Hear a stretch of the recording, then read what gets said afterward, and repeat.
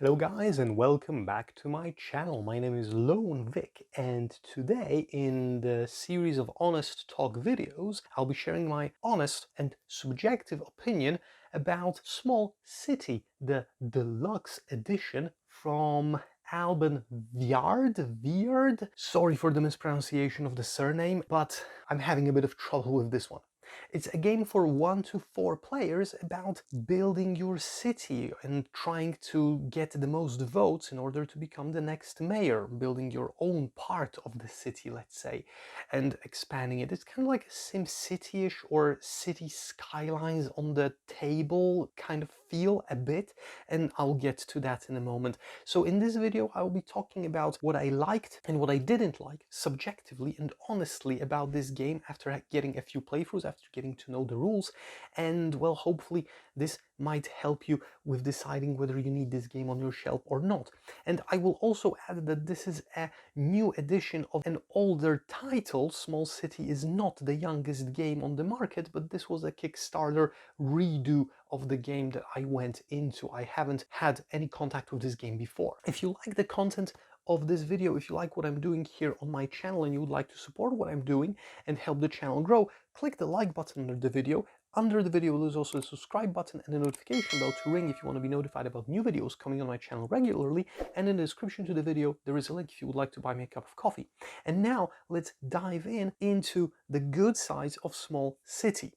The first thing is that I decided to back Small City, not because I knew the game and I just couldn't find it or something like that and I jumped at the occasion of it being on Kickstarter, but because I am a huge fan, and finally I will hopefully make a playthrough video and a how to play and a review of Clinic, the game from Alban, the designer of Small City. Clinic is one of my favorite games ever, albeit it's not the easiest game and it's not the easiest to follow, let's say, but I've got the edition with the illustrations from my favorite artist Ian O'Toole when it comes to board games, and I love this game to bits with all the extensions, with all the expansions. I just love it. And I decided to go into Small City to see what other games did this guy create, and here we are. So the first thing that I like about Small Cities definitely is the amount of options and amount of things that you can do. You can get lost in how many things there are to be done in your city when it comes to the types of buildings you can build, the functions that those buildings have, the fact that you need to move your citizens around, and the fact that there are some mechanics that require you to attract new citizens into your city, because if you have too few of them, then you won't be able to win the game because you won't be able to get the required votes to win with the other players. There are so many things. This is a brain-burning game, really, and I wasn't expecting that. I was expecting a simpler game of tile laying, because you've got those, you know, Tetris shaped tiles which you place on your grids of your borough, and then you can grow those boroughs to occupy the whole of this board, and you know, and so forth and so on. So I thought, because I didn't read the rule book when I was pledging on Kickstarter, I just pledged it because out of curiosity basically, and I thought that I was getting into a simpler game where you just have to, you know, match the tiles on the grid, they will be interacting with each other a bit, and there will be some simple mechanics for that. But no, the amount of tactical and spatial design decisions where you need to leave room for your tiles to expand in order to be bigger so that they can be more effective. So you can't build everywhere all around. You have to plan ahead for a few turns. So I will leave those spaces empty and this building will be expanding in this direction, and then I will place this here, and then building those buildings still requires them to be neighboring each other in order to be influenced by one another so that they can level up. So the spatial planning in this game is exquisite, and I like this puzzle element. It can be too much for some, but for me, the combination of one of my favorite board game elements, polyominoes, and this amount of spatial reasoning that you need to do in this game is just wow. I'm blown away and I love it. The second thing that I like a lot about this game is the fact that it has 8 very rigid turns, which are divided into phases. So we've got 8 phases over 8 turns, and nobody can end the game prematurely. So you all go through all the 8 phases in all of the 8 rounds, and after that you calculate your votes. So there is no surprise ending, there is no trigger, there is nothing. You can plan for those 8 rounds and execute your plan perfectly, and nobody can throw a spanner in the works and say that, oh, the game is over right now, sorry you didn't make it with, you know, doing what you had planned, let's calculate the points right now and see who won. No, everything can be meticulously planned out, which is very cool. Another thing that is pretty original in this game is this kind of rondel-like selection of those special actions. Now, you've got 8 cards with those special actions in the game, and you can check out the how to play video that I have on my channel in order to know what they do and know how the game plays. But those special actions are not the key things that you'll be doing in a round. Those are just there to kind of help you in what you'll be doing.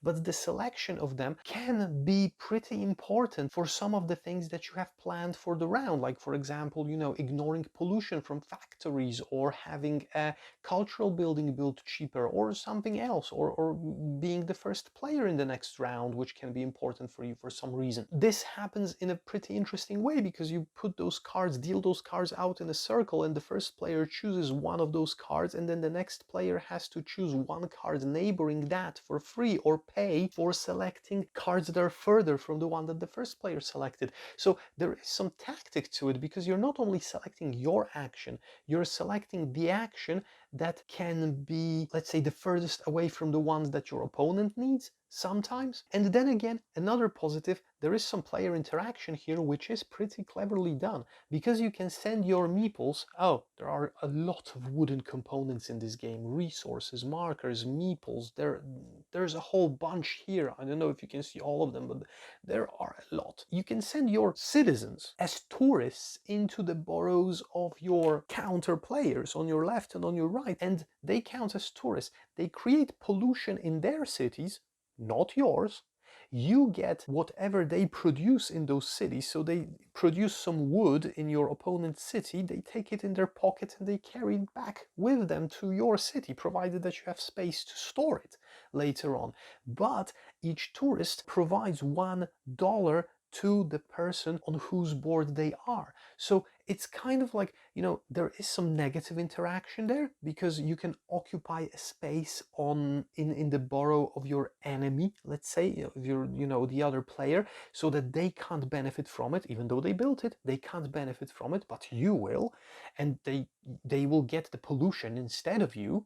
But then again, they will earn the money and you won't, right? So you want to have this tourist, or 2, because 2 is the maximum that you can have if you build a subway in your city. So you can send 2 tourists out. You want to have them, but then again, they can sometimes be a serious obstacle.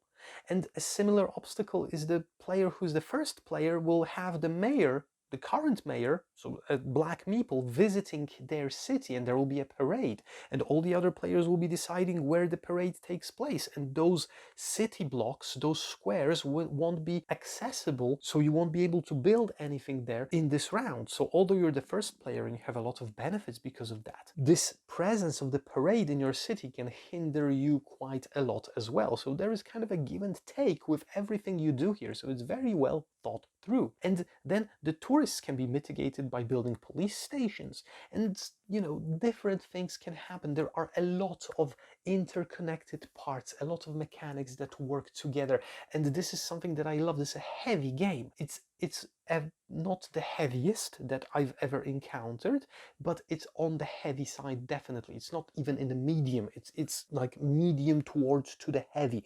It's like 4.0 out of a scale of 5 in this case, definitely. But it's very satisfying when you manage to pull everything off. Then again, on the plus, there is a basic version of the game where you have only a few scoring conditions at the end of the game, and a few cards that you will have as goals that can help you score points at the end of the game.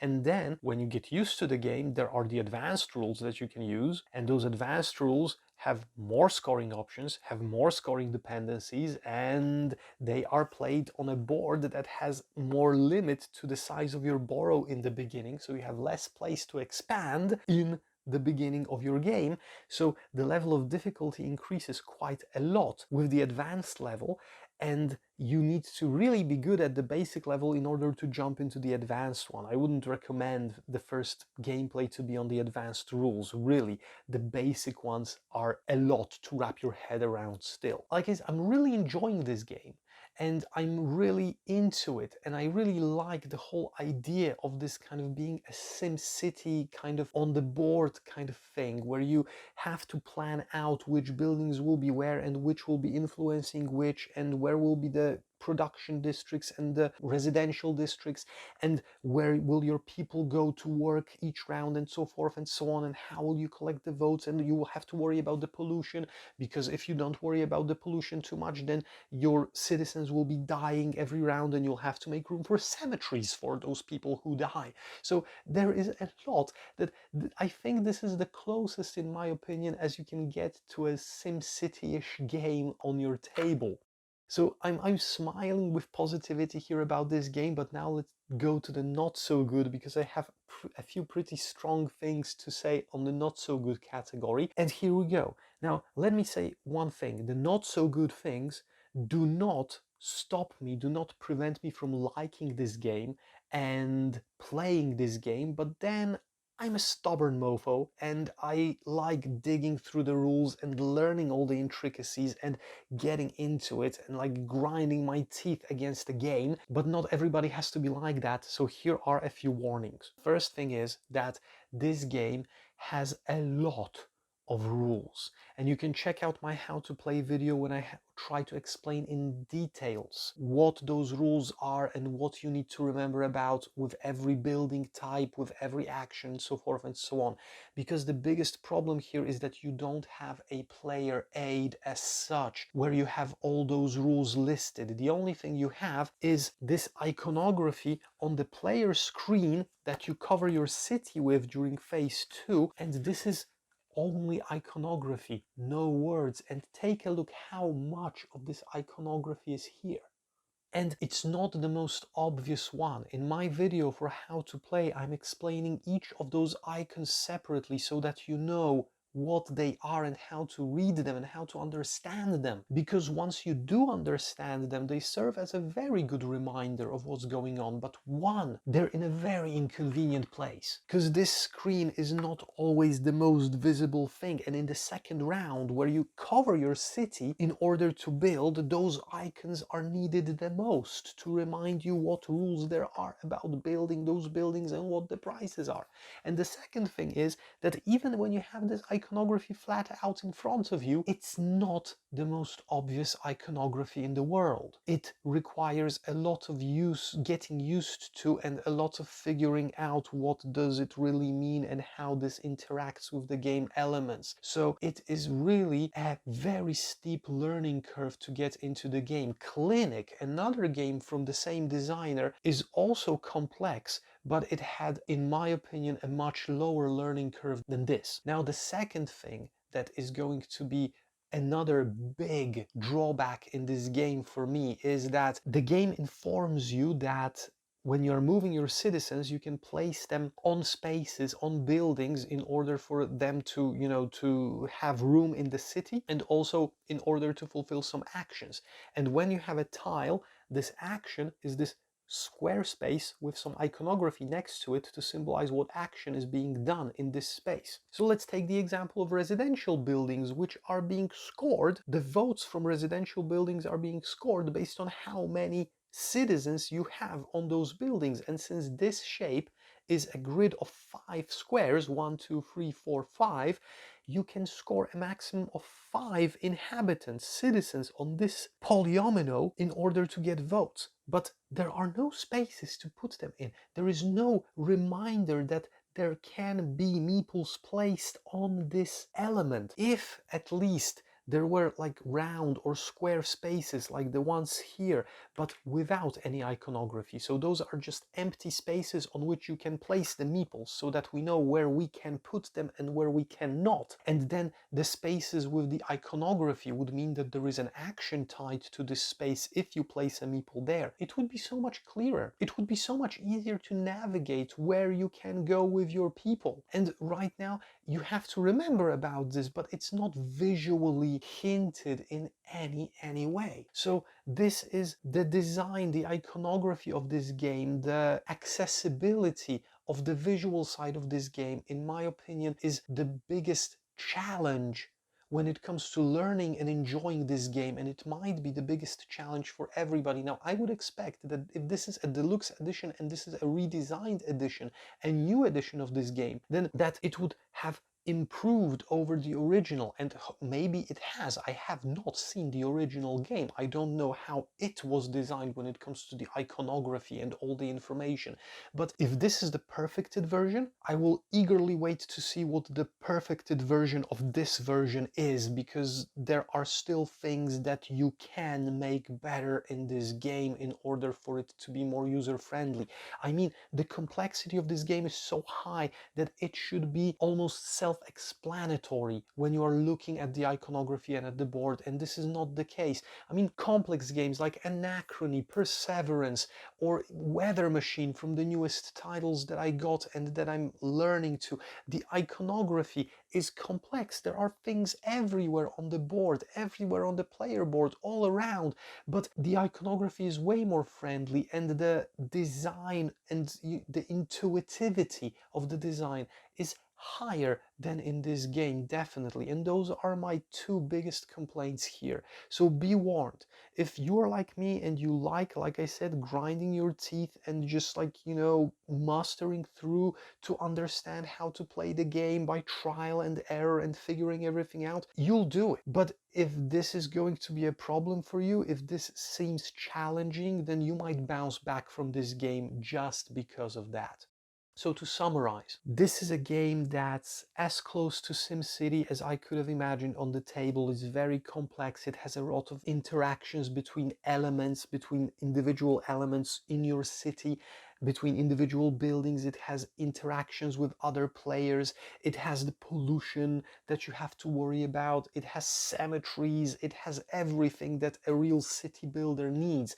It's not limiting itself in any way. It gives you an almost complete experience, maybe apart from laying the waterworks and pipes under the city in order to collect buildings, because that might have been the next step for this, right? But apart from that, this is a whole package of a SimCity game, in my opinion. And I feel like if you like high complexity games, big brain burners, in a little package in this case, then this is going to be it.